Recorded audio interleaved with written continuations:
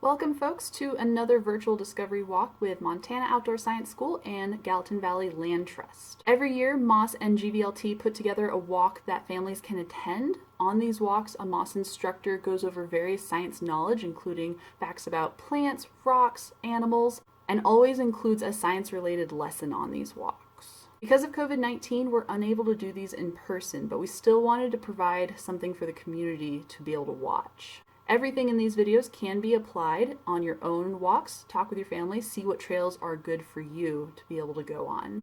I'm not on my walk yet, and that's because I wanted to introduce today's topic with the help of my pet corn snake here.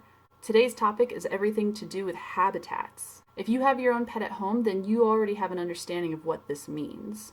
A habitat is a place where an animal lives. This terrarium has been especially suited for my corn snake. What about animals in the wild? What do their habitats look like? Let's begin our walk to find out. A habitat is a place where an animal lives, and it has to have everything that gives an animal the opportunity to survive and to thrive. There are 4 key resources an animal needs in its habitat in order to do this. 1 is food, 2, water, 3, shelter, and 4 is space. Space is a really important thing for animals to find. If they don't have enough space, they may not be able to find all the other key resources. That includes water, food, shelter, and even other animals of their own kind for reproduction.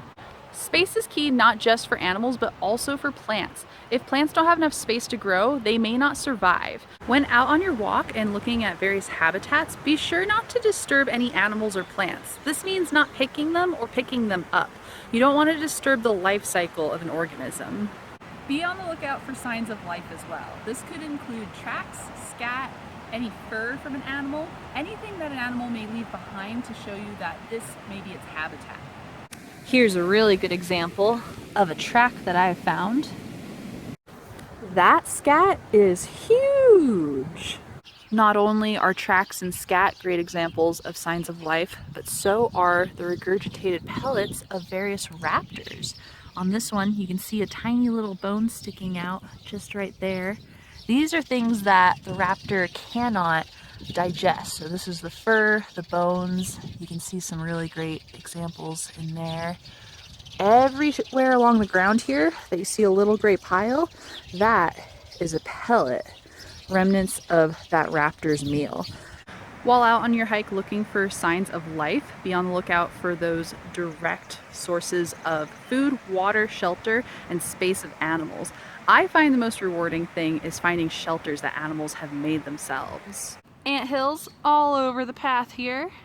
This is a hole that a worm is plugged up using sticks and twigs to keep out other animals, to also keep out the cold, and to keep out any rain or moisture that might seep into the hole.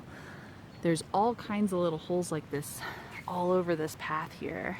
There's a wormhole, there's a wormhole, there's a wormhole, there's a wormhole, there's a wormhole, there's one. Look, a nest. And look, another nest. Check out that nest.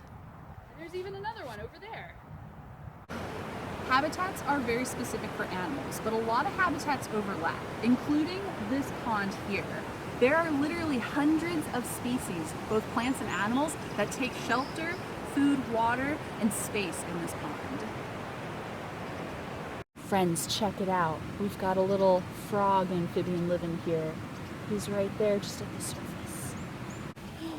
And look, another frog right there. And another! Where? What? Oh my gosh! Joy! Froggy.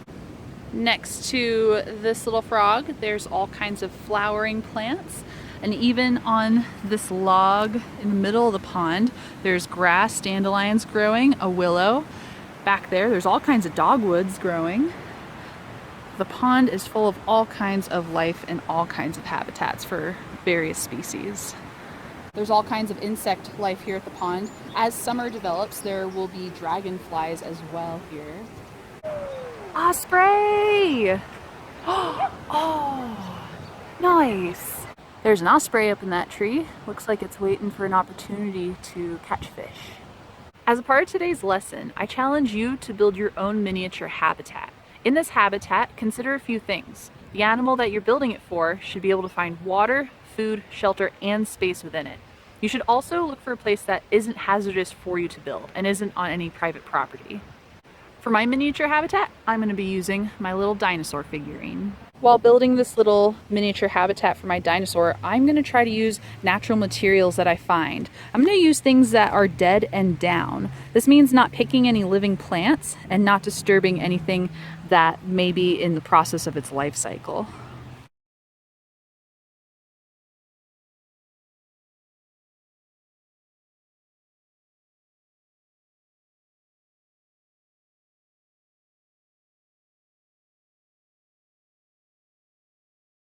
While building your shelter for your mini habitat, think about why an animal might need a shelter. It may be to protect itself from something. This could be the sun, wind, rain, predators, other animals of its same species. If animals don't have enough resources, food, water, shelter, or space, they may start to compete against one another, and that could be hard for all the species involved. That is my little dinosaur lean-to. If building your habitat in the wilderness, make sure that you leave no trace. This means after you're done building, you'll need to scatter everything so that it appears as if no one has disturbed the natural environment at all. We want to keep everything looking as natural as possible for wildlife.